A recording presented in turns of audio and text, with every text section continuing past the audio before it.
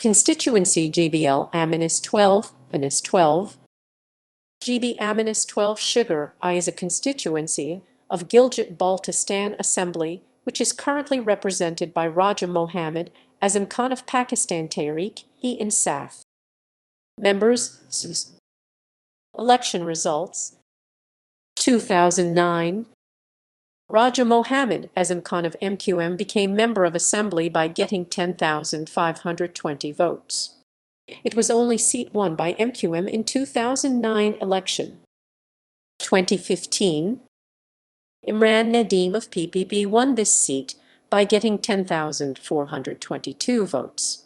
It is only seat won by People's Party in 2015 elections.